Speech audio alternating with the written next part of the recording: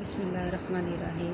तालिबात हम ड्रामा चिंगारी पढ़ रहे हैं। हमने इस ड्रामे में पढ़ा कि किस तरह जो काजी साहब हैं एक ज़ेबू नामी लड़की को जो एक यतीम लड़की है उसको अपने घर ले आते हैं, और जो बेगम साहिबा है उस लड़की के घर आने पर किस तरह उनके साथ सलूक करती है और किस तरह उसको घर की मुलाज़िमा बना लेती है, और आखिर का जब वो शादी की काबिल हो जाती है तो बेगम और काजी साहब जो है बग़ैर किसी रख रखाव के और बग़ैर किसी रहम के उसको एक ओबाश आदमी के साथ उसका निकाह करने पर तैयार हो जाते हैं।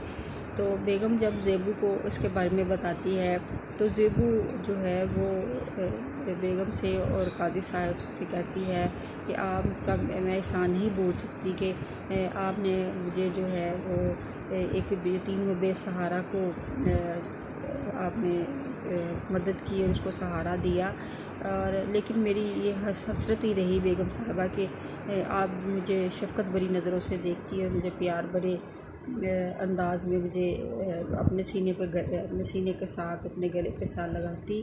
तो बेगम उसको कहती है कि जिस तरह मेरी बेटी सफ़िया है इसी तरह तुम भी मुझे प्यारी हो। तो जो ज़ेबू है वो बेगम साहबा से कहती है कि ये सिर्फ बातें हैं, बात करना और बात कहना में फ़र्क होता है। तो ज़ेबू और बेगम और काजी साहब का डायलॉग चल रहा है। हम देखते हैं कि आगे क्या होता है। ज़ेबू: बेटी मुझे तुमसे हमदर्दी है, अगर तुम चाहती हो कि यहीं रहो तो।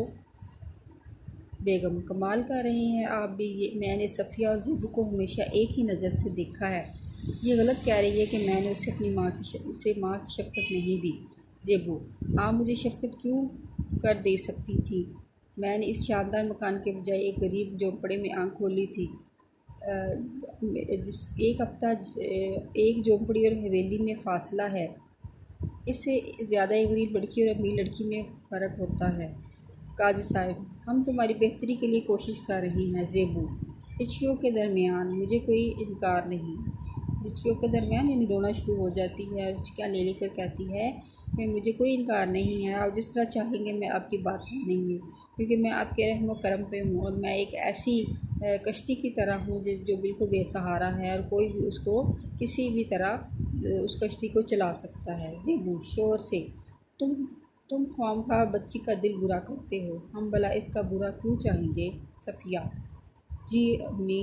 बेगम: ज़ेबू को अपने कमरे में ले जा और उसे वो साड़ी पहना दे जो तू पिछले साल कराची से लाई थी। ज़ेबू: मैं इन्हीं कपड़ों में ठीक हूँ। बेगम: माँ की बात रद्द नहीं किया करते ज़ेबू, जा सफ़िया बेटी। सफ़िया झूठ मूठ के आंसू पोंछ कर: अम्मी मैं ज़ेबू बहन को नहीं जाने दूँगी। सफ़िया ज़ेबू से बेख्तियार होकर लिपट जाती है शोहर से: कितना प्यार अपनी बहन से। सफ़िया बेटी हम सबको उसके जाने का सदमा है, मगर क्या करें, उसकी बेहतरी का ख्याल भी तो हमें सोचना है। उसकी खुशी की खातिर ये कुर्बानी करना ही पड़ेगी, जा उसे ले जा। काजी साहब: अच्छा अल्लाह हमें सब्र दे। बेगम: क्या क्या क्या क्या जाए, यही दुनिया का दस्तूर है रवाज है। यानी झूठ मूठ के आंसू रोए जा रहे हैं और खामखा उसके सामने जो है वो बताया जा रहा है कि हमें ज़ेबू के जाने का बहुत अफसोस है और हमें उससे बहुत प्यार है। सफ़िया और ज़ेबू दरवाजे से निकल कर जा चुकी है। यकयम सफ़िया बाकर आती है। सफ़िया: अम्मी ये आप क्या कर रही हैं? बेगम: क्या है बेटी? ज़ेफ़िया: ज़ेबू चलेगी तो घर के सारे कामकाज कौन करेगा? बेगम: अरे पगली, कोई नौकरानी आ जाएगी, जा से साड़ी दे और देख बड़े प्यार से, समझ लिया ना? सफ़िया: जी हाँ। सफ़िया चली जाती है। नूरी आता है, उसकी खांसी थोड़े थोड़े वक्फे से जारी रहती है। बीबी जी आप ज़ेबू को खान साहब के यहाँ भेज रही हैं? बेगम: हाँ। नूरी: आपकी शादी खान साहब के भतीजे जब्बार से होगी।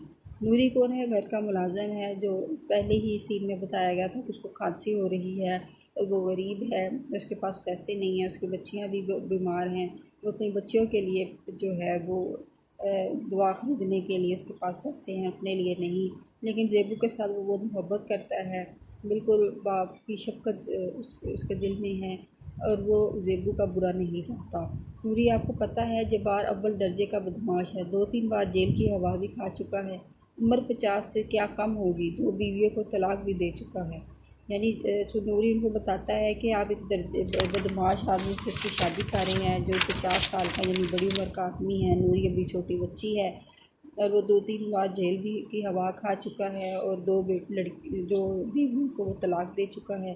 बेगम तो तू कौन होता है ये बातें करने वाला? बेगम काजी साहब, नूरी ज़ेबू की बुराई भलाई हम सोच सकते हैं, हम कुछ सोच समझ कर इसे खान साहब के यहाँ भेजने पर राज़ी हुए हैं। नूरी, मियाँ जी आप एक मासूम बच्ची की परले दर्जे के उबार शख्स के हवाले कर रहे हैं। काजी साहब, वो कैसा और कैसा नहीं ये मामला हमारे सोचने का है। नूरी, यही तो मुसीबत है, आप सोच नहीं रहे। काजी साहब, हम जबार के बारे में कैसे जानते हैं? वो रावलपिंडी होता है। नूरी, मैं खुद उसे देख चुका हूँ, यहाँ आने से पहले बूट पॉलिश करने का धंधा किया करता था। इसी होटल में जाता था जहाँ ये आकर ठहरता था। जो कुछ होता था मेरी आंखों के सामने होता था, उसकी कोई बात मुझसे पोशीदा नहीं है। नूरी खांसते हुए अपने सीने पर दाएं हाथ रख लेता है। काजी साहब, झूठ है, गलत कह रही हो तुम, तुम्हें कुछ खबर नहीं। बेगम गुस्से से शोर के अल्फाज काटते हुए, मैं सोचती हूँ कि तुम इससे चर्च क्यों कर रहे हो, जिरा क्यों कर रहे हो, जिरा क्यों कर रहे हो, बहस क्यों कर रहे हो? अपनी पोजीशन का कुछ ख्याल नहीं, मालिक होकर नौकर से उलझ रहे हो। काजी साहब, इसे गलत इत्तला मिली है बेगम, मगर ये होता कौन है हमारे मामले में दखल देने वाला?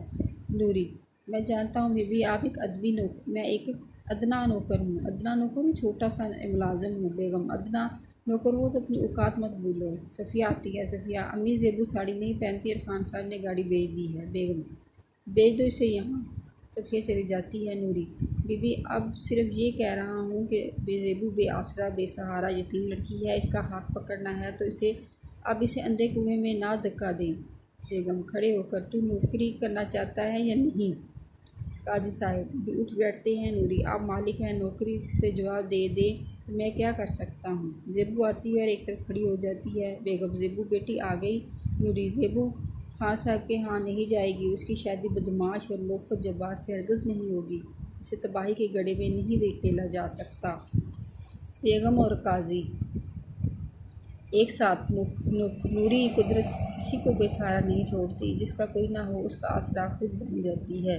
बेगम, नूरी बुड्ढे खोसट चल निकल यहाँ से, अपना बिस्तर गोल कर। 2 टके का आदमी बढ़ बढ़ कर बातें बना रहा है, हमारी बिल्ली और हम ही को मियाऊं। बड़े घर में नौकर क्या हुआ, अपनी औकात ही भूल गया।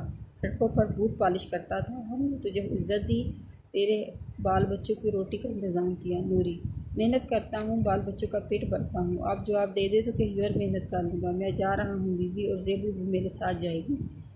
बेगम, ज़ेबू नहीं जाएगी। नूरी, ज़ेबू जाएगी। ज़ेबू बेटी जुर्रत से काम ले, मेरे साथ जाना चाहती है या उन साहब के मोटर में बैठना चाहती है? ज़ेबू खामोशी से आंसू बहा रही है।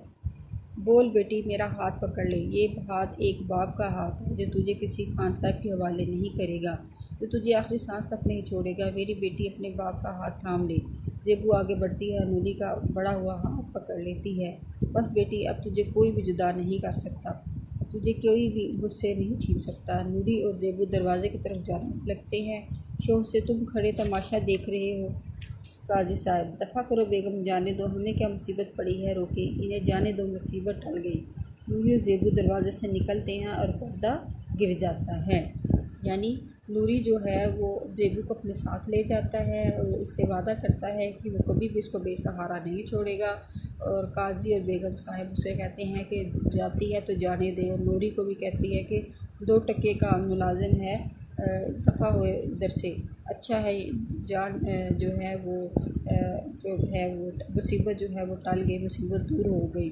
ना हमें ज़ेबू की शादी करनी पड़ेगी और ना ही हमें इसके बारे में कोई खर्च करना पड़ेगा।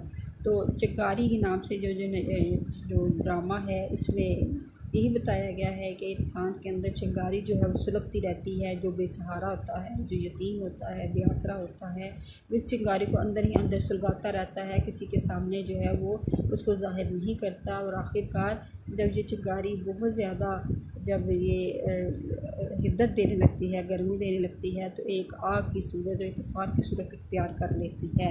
तो ज़ेबू के साथ भी यही हुआ, वो सहती रही, जुल्म को बर्दाश्त करती रही, और आखिरकार जो चिंगारी जो है वो जो एक शोला जो उसके सीने में जो है वो सुलग रहा था, आखिरकार एक आग का तूफ़ान बन गया। और वो काजी और बेगम साहिब को छोड़कर नूरी जो एक मुलाजिम था, गरीब आदमी था, उसके साथ जाने के लिए तैयार हो गई। तो उम्मीद है कि तालिबात आपको समझ आ गई होगी।